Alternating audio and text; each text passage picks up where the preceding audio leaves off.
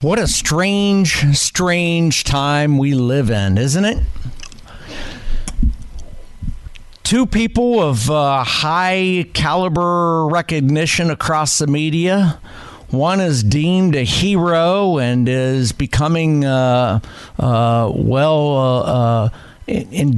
encouraged, GoFundMe kind of guy. And the other one is a villain. My name's Jeff. It's Westside Jeff in for Chris Krok. Chris is off this week. I'll be filling in. And I'm talking about the two big events of the week. The trial of Daniel Penny that ended with the jury saying not guilty.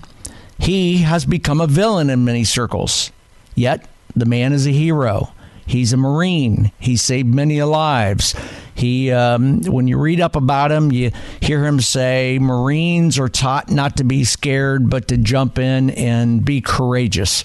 And when I saw that the bad guy was going to, at all costs, kill people on that subway, I jumped in, courage set in, and my fear set aside, and my mission was to save lives.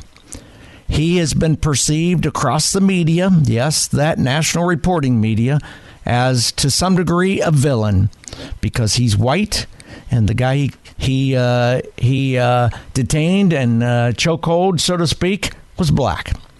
On the other hand, this really good-looking, pretty kind of white guy that's muscular, that has some sex appeal to him, that killed the United Healthcare CEO in cold-blooded murder, he has become a little bit of the hero. It's a weird country we live in.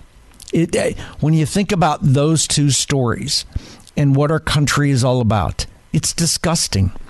My name's Jeff. It's Westside Jeff. We'll talk about those and more stories tonight. Let's get right into it. The latest news today, and my story is simple. I just follow the news. I read all the different assets. I watch all the TV channels. I watch CNN, MSNBC, NBC, yes, the left media.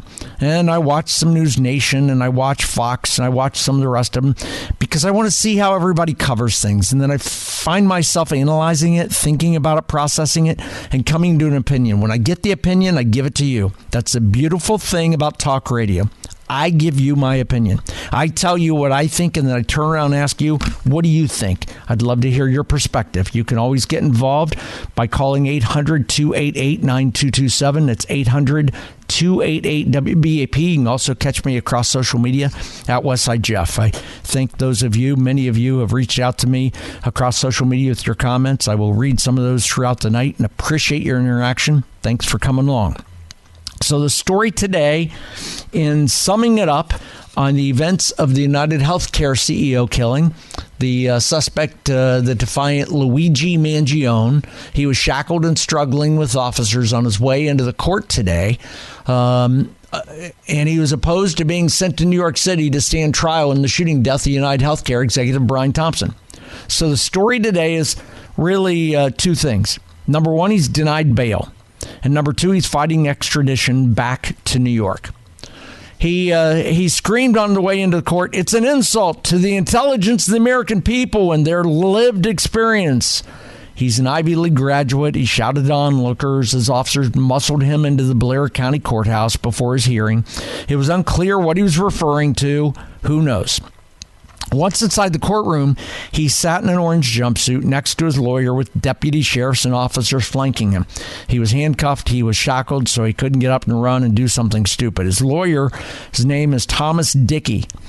Thomas Dickey told a Pennsylvania judge that his client wouldn't waive his right to extradition proceedings.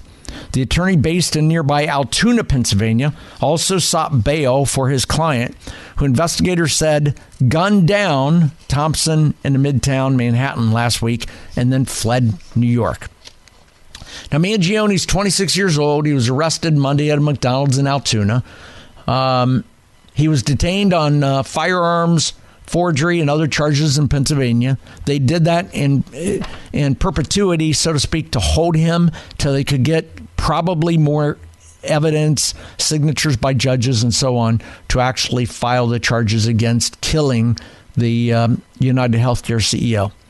Now, New York prosecutors later charged him with 5 criminal counts, including second-degree murder and criminal possession of a weapon. That was last night when I was sitting here on the air. It happened in real time. That's a beautiful thing about News Talk Radio, about giving opinions. You have to be able to process and explain your thoughts in real time. Because I didn't have time to read it. I didn't have time to. It just the headline popped in. I saw the notification on our app. If you don't have the WBAP app, I would encourage you to do that because notifications get sent out all the time. In fact, that was the first notification I had about him being found, caught, booked, and charged came from this radio station, WBAP. So if you don't have the app, go to your app store on your phone, search WBAP. Click download. It's free. Put it on your home screen. You can open it up and you can listen to the radio on your phone anytime, anywhere, and collect the notifications. By the way, if you miss any show or anything on a show, you can go back and listen to all the podcasts because we put all that audio back up. You can go back and review it if you want. That's WBAP on your app store. It's free.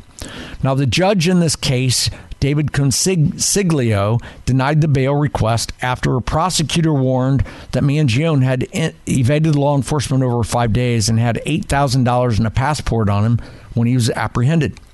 The attorney, Blair County District Attorney Peter Weeks, said he has succeeded in evading detection by law enforcement.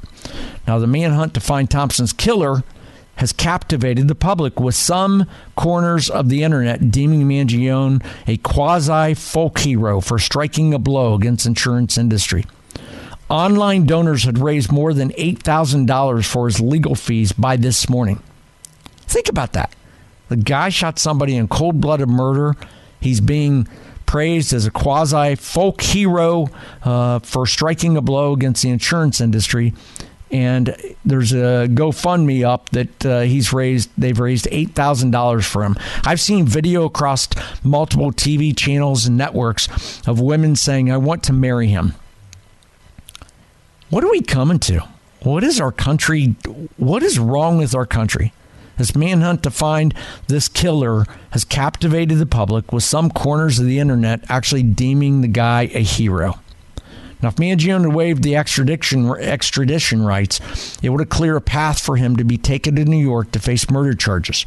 And instead, a Pennsylvania judge set a schedule for legal proceedings to determine that extradition that could take weeks to resolve. The Manhattan District Attorney's Office, which brought the New York charges, said it would seek a warrant from the governor to secure Mangione's extradition to Manhattan. His decision to fight extradition is likely a delay tactic. According to several lawyers involved in multiple cases, there's little downside to the legal battle, which he will likely use or lose since he would be jailed in either state awaiting trial. It's a strange time we live in, where the killer of the United Healthcare CEO is deemed a quasi hero, a folklore, and Daniel Penny, who saved lives on that subway, is a bad guy, is a villain. Stunning to me. My name is Jeff. It's Westside Jeff. We'll continue this conversation. I want to talk about what the profile. I'm all about, I went to college, and when I worked in college, I actually worked within the police force. And I want to tell you more about that and profiling and this killer, because they all tie together. Stick with me. I'll tell you that in about 3 minutes. My name is Jeff. It's Westside Jeff on News Talk 820 and 93.3 FM WBAP.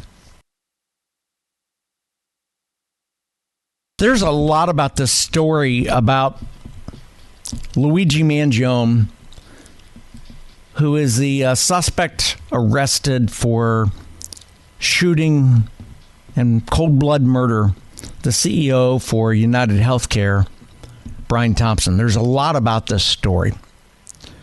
And I've been in this business for a long time. And one of the things that I hearken back to is podcasting.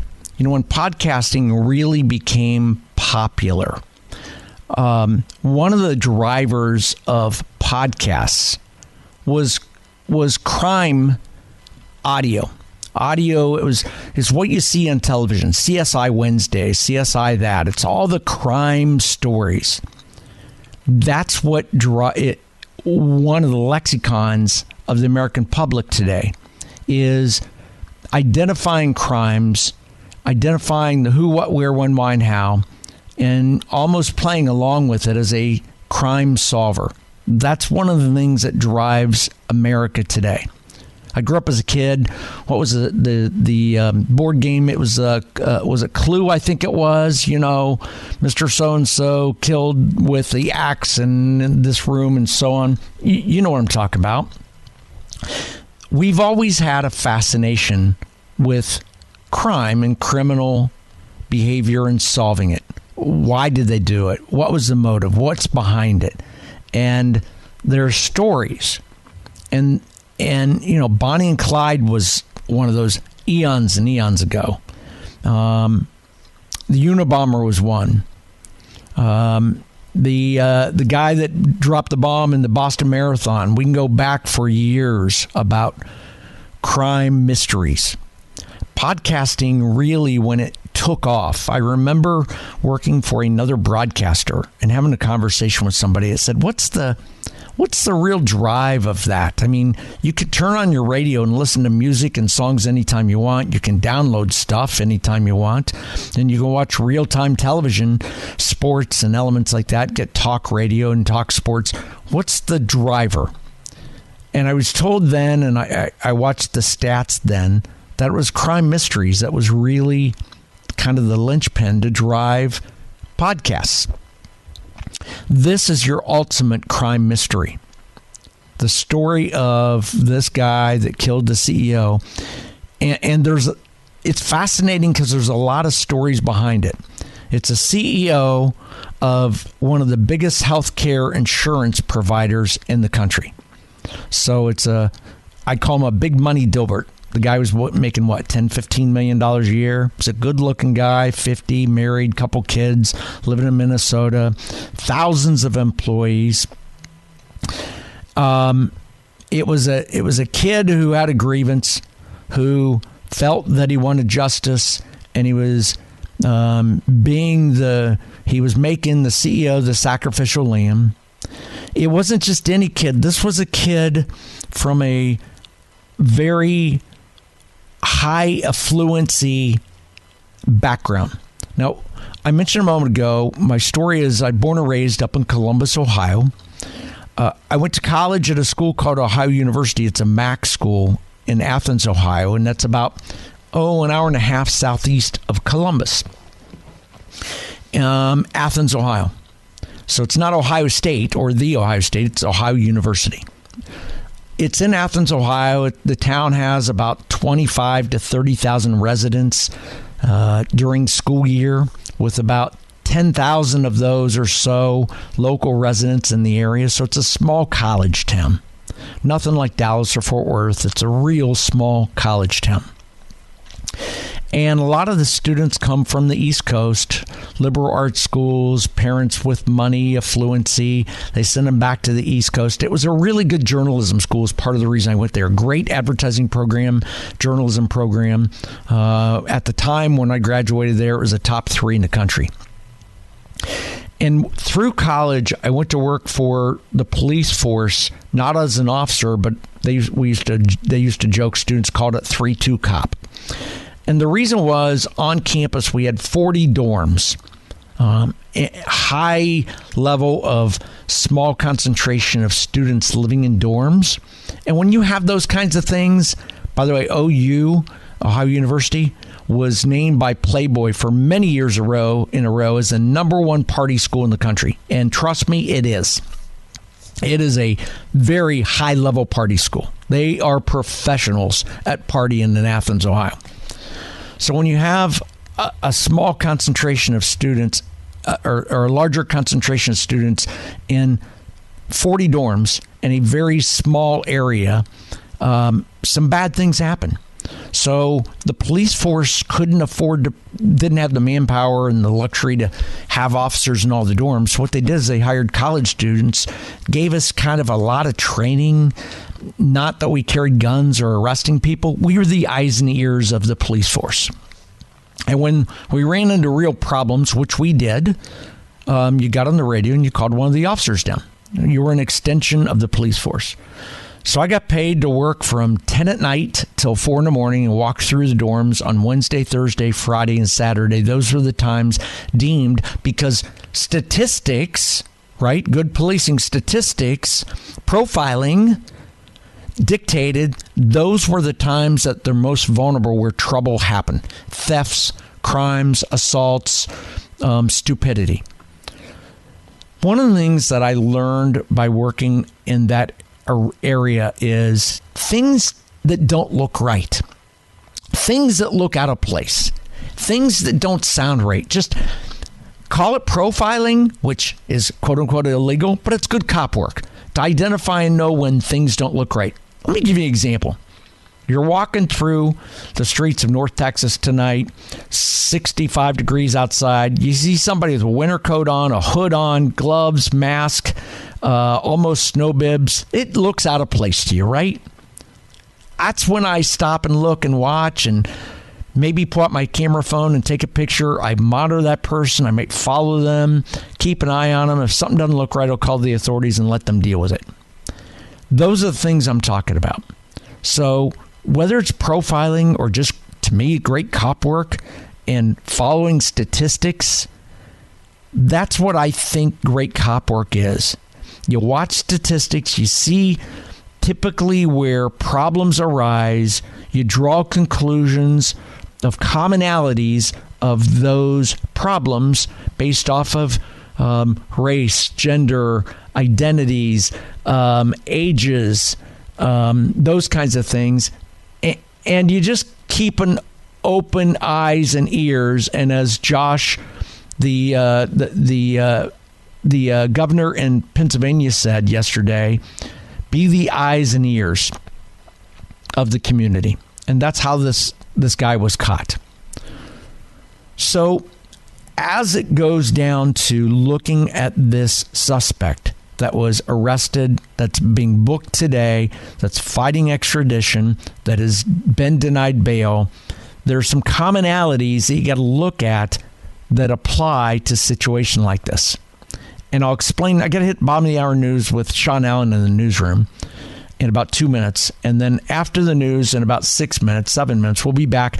And I want to tell you more about how this character, to me, and I'm talking statistics, I'm talking profiling, lines up. It kind of fits the mold in this, but it doesn't. I'll explain that in about 6 or 7 minutes, right after the bottom of the hour news with Sean Allen. My name is Jeff. It's Westside Jeff on News Talk 820 and 93.3 FM WBAP.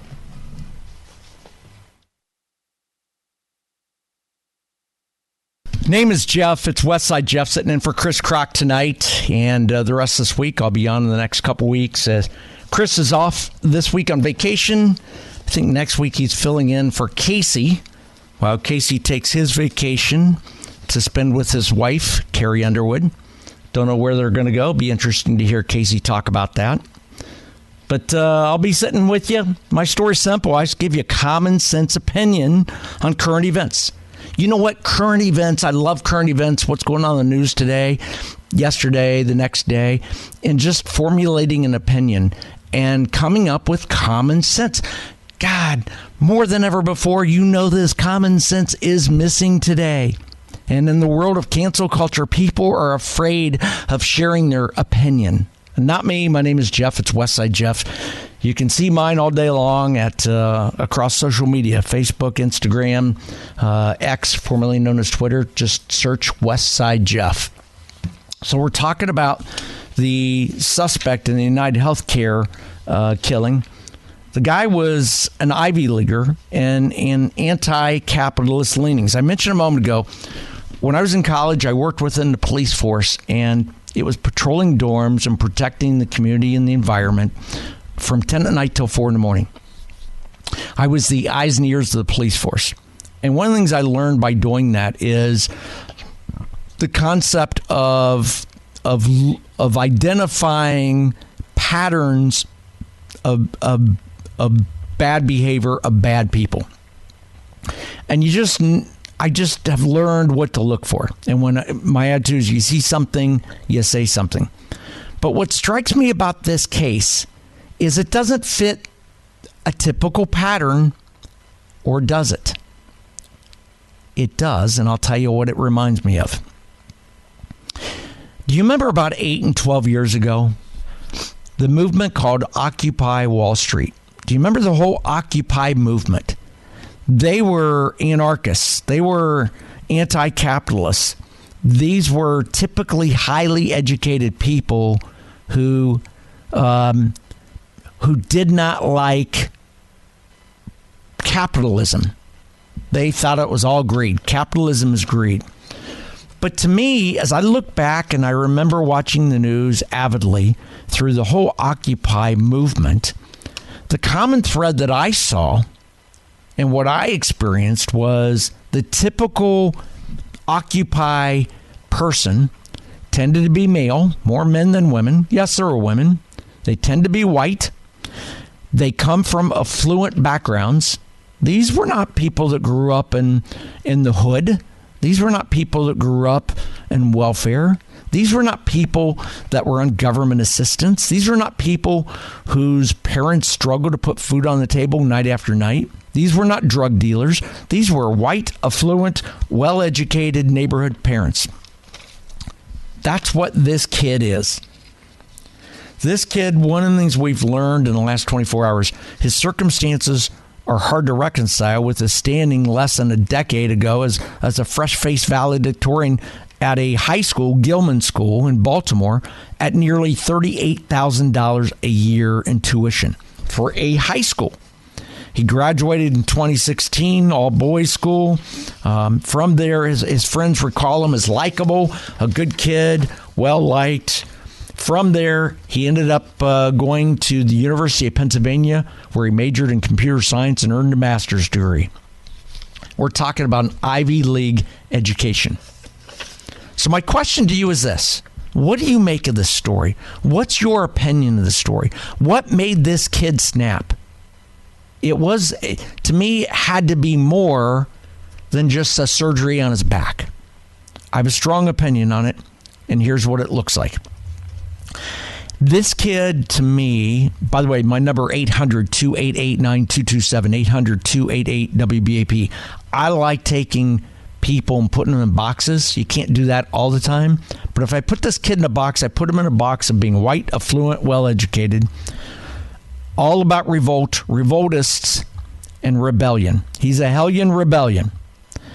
This kid, my gut feel tells me, my guess is, this is a kid that grew up in an era, grew up in an environment, grew up in a home where everybody gets a trophy. Let me call him an everybody gets a trophy kid. Something tells me this kid's never heard the word no. That mom and dad made a very decided mom and dad enabled him as opposed to parenting him. They coddled him. You've seen it. You know what I'm talking about. There are kids today that have never heard the word no from mommy and daddy. And it's because sometimes mommy and daddy are like that. They want to win their kids over with money. But in some cases, there's a fine line between enabling your children and parenting your children. There's a fine line, especially when you have money. Giving your kid a brand new Lexus every 2 years and letting them wreck it all the time and bailing them out, that's enabling. Giving your kid a new car so they can get to and from and make life easier is not.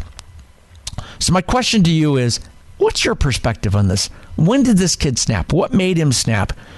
Time will tell. We'll hear more stories. I contend he's going to make himself sound like a victim of his environment. And his environment was white, affluent, well-educated, highly educated, private school, Ivy League school. Mommy and daddy never told him no. They loved him. They encouraged him. They enabled him. They coddled him. They never really parented him. They let him do what he wants. So my question to you is, hypothetically, what made this kid snap? What's your take? You've seen parents like this. You've seen kids like this. 800-288-9227. 800-288-WBAP. This kid breaks the mold on that, but he meets the criteria, to me, of a lot of the Occupy folks, Occupy Wall Street. A lot of them were white, highly educated, come from affluent neighborhoods. Mom and dad were very successful. Mom and dad sent them off to really good schools and a good education. And they all of a sudden had this revolt and rebellion attitude. And it was anti-establishment, anti-American, anti-capitalism. It was an anti-everything leaning. And you just got to wonder at some point in time, what makes somebody like that snap? How does that happen? And then how do you catch it? There's a fine line between parenting and enabling. And I got to tell you, as a parent of two daughters, I don't know that I got that right. In some cases, I enabled. My wife and I enabled our kids.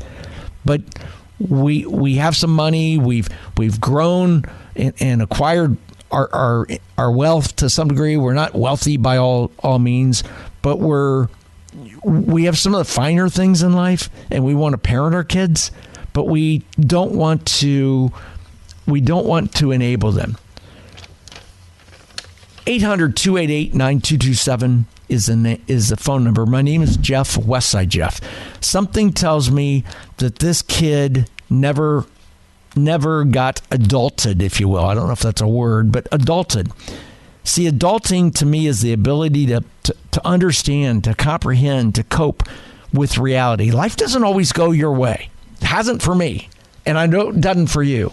And when it doesn't, that's where you got to take your diaper off, put your big boy pants on, and face your challenges. You can't have mommy and daddy there as a bailer-outer. You're not going to have society there as a bailer-outer. You're not going to have friends and educators there to be there as bailer-outers. You've got to be an adult. You got to comprehend. You got to cope with reality and overcome. Life is about overcoming your obstacles. You got to be flexible to change and adapt to circumstances in life. So this kid supposedly had some surgeries along the way that didn't go well. He was frustrated with that. Guess what? Grow up, take the diaper off, put your big boy pants on, and become an adult and deal with it. You got to be flexible to adapt with that. It's got to be situational awareness of what's going on in your life. You've got to have the ability to manage, to cope, and to handle your stress and not take it out on others, right? And you got to have the ability to lean on your values, your value system. A kid like this doesn't grow up in an affluent, wealthier neighborhood where the value of education and higher education is fostered within the home and not have value systems. That's my thought. That's my opinion on this kid, Luigi Mangione. When you go to University of Penn, it's a Ivy League school. You get an education like that. Your mom and dad send you to a K-12 school, spending $30-some thousand a year to put you through school. That's not a dummy. And this kid just snapped. My name is Jeff. It's Westside Jeff. I'd love to hear your perspective on this story with Luigi Mangione. He just snapped. And that's what makes this story a real challenge and a story we're going to watch for a long time, because there's going to be a lot. It's going to be like an onion. There's going to be a lot of layers to this. It's going to get unpeeled, and the more it gets unpeeled, the stinkier it gets.